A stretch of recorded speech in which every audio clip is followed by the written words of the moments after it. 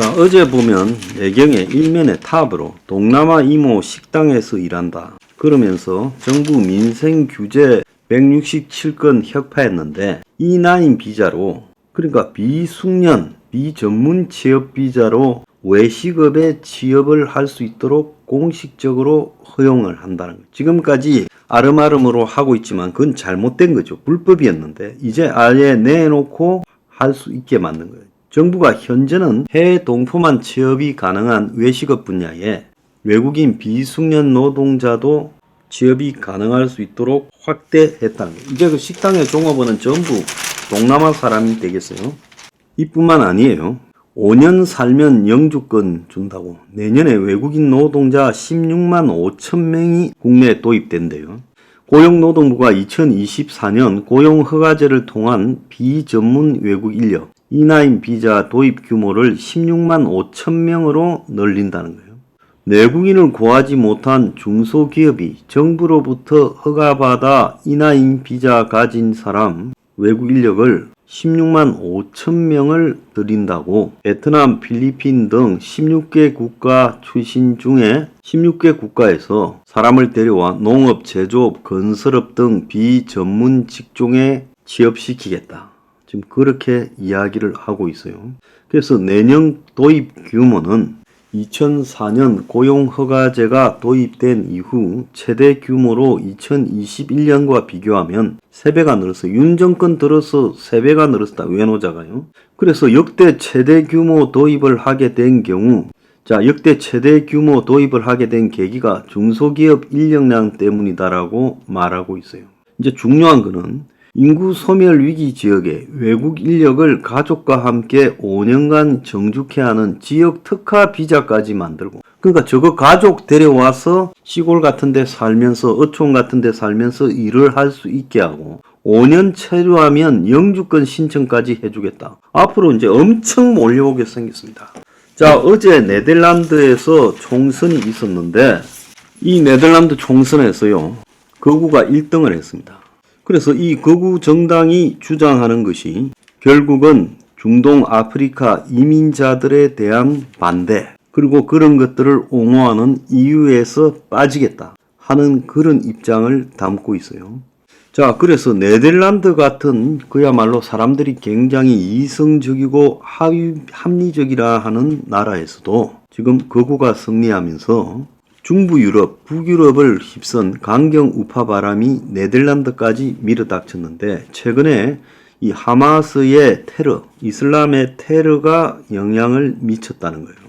그래서 이 자유당의 네덜란드판 트럼프라고 불리는 헤이러트 빌더러스가 2006년에 창당했는데, 이 당의 주요한 가치가 네덜란드의 정체성을 중동 아프리카계 이민과 그들의 종교 이슬람, 이런 것들이 파괴하고 있다. 이런 것들이 네덜란드의 삶의 정통적 방식을 파괴하고 있다. 그래서 이슬람계 난민의 망명 허용을 반대하고 이슬람 사원도 폐쇄하고 이슬람 경전도 막자고 주장하고 있다는 거예요. 원래 이 사람은 온건 보수당에 있다가 이 온건 보수당인 자유민주당이 터키의 유럽연합 가입에 긍정적인 입장을 표시하니까 이에 반발해서 탈당했다는 거예요. 그래서 이 당의 당수는 빌더러스는 우리의 승리는 네덜란드를 네덜란드인에게 돌려달라는 거다. 유권자의 뜻이다. 망명과 이민의 쓰나미는 멈춰야 된다라고 이야기를 했어요.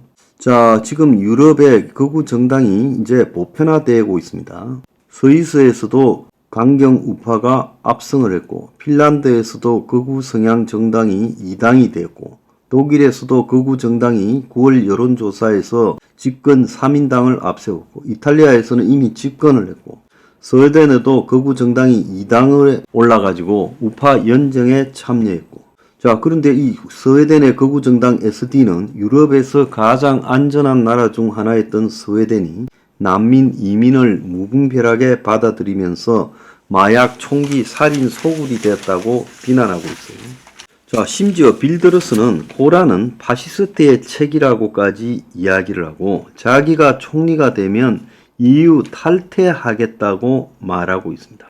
물론 이 당이 독자적으로 과반수를 넘기지 못하고 있어서 연정 파트너를 구해서 집권해서 총리가 될 건가는 미지수이지만은 유럽 전체의 반이민, 반난민, 그리고 반외노자, 이게 사실 외노자에 대한 불만입니다.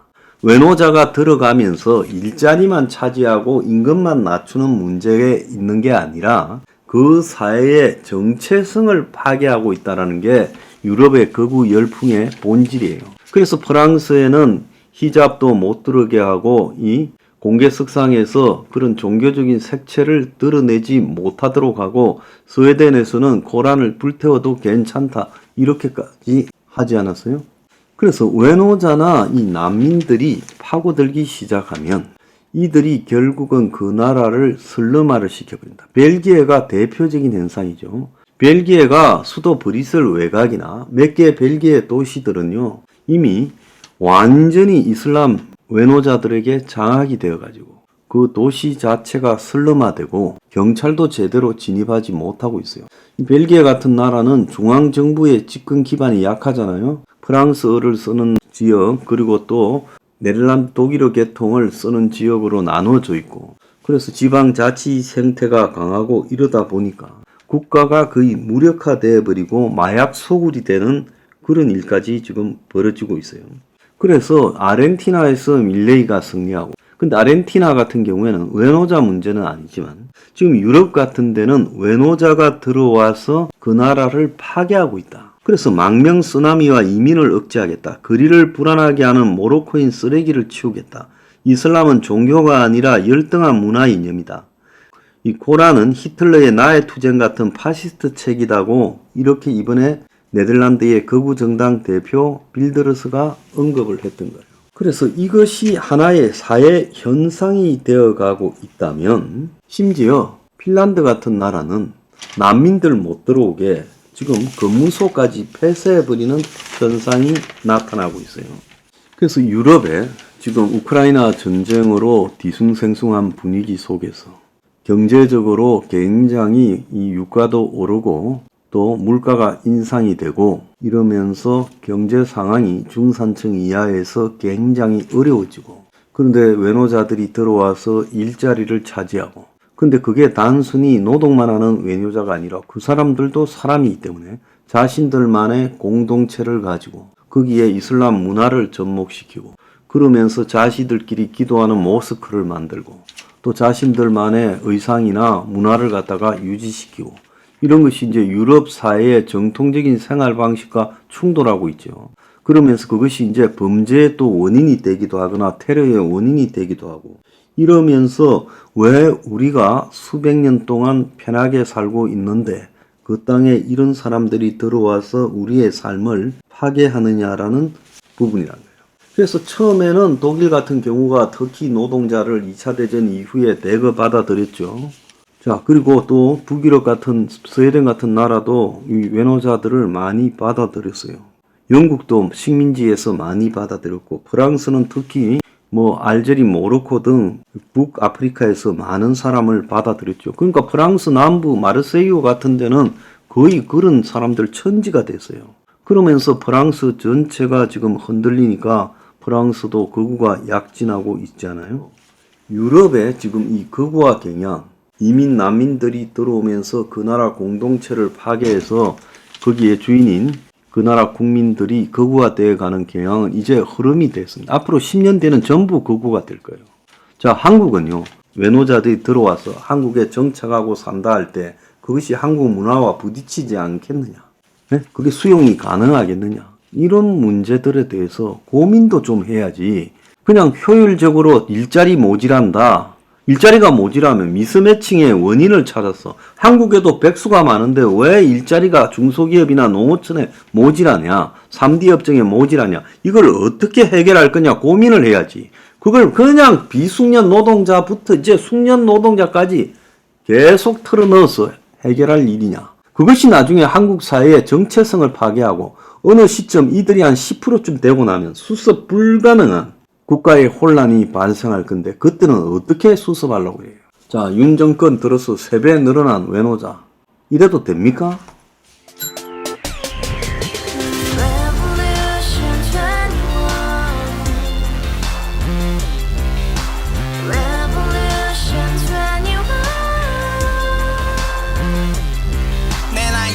월세 30 코인빚만 300 서울에 온 지 벌써 10년 아둥바둥 버텼지만 여전히 난 반지 하에 제왕 곰팡이 연문제약 내비랭 깡통 망통 완전히 폭망 고시원 창문만큼 작아진 내 꿈 연애 결혼 내 집 모든 게 헛꿈 1년 전 떠난 여친 울며 말했지 같이 써봤자 평생 가본 게 꼭꼭꼭하지 Revolution 21 가바후스 700 나도 소유주 Revolution 21 가바후스 700 나의 소주 택시기사 우라부지 마트 캐셔 울어무니 우리 집안 다 털어봤자 후줄 그래 개선민 내 미래 거기서 팍 끝난 거지 팍 더 이상 노력 따윈 괴물이 스펙 찾아서 말리 비오는 날 알바 잘려 맨날 학원 날 개쳐 발려 밤비 내리는 양화대교 홀로 걷고 있을 때 현수막에 아로 새겨진 평당 700짜리 아파트 다 같이 소리 질러 혁명 21 Revolution 21 가바후스 700 나도 소유주 Revolution 21 가바후스 700 나의 소주 You and I, we live together in the house. Brand new day, and your dream had just begun. Yeah. Revolution 21, only open happiness.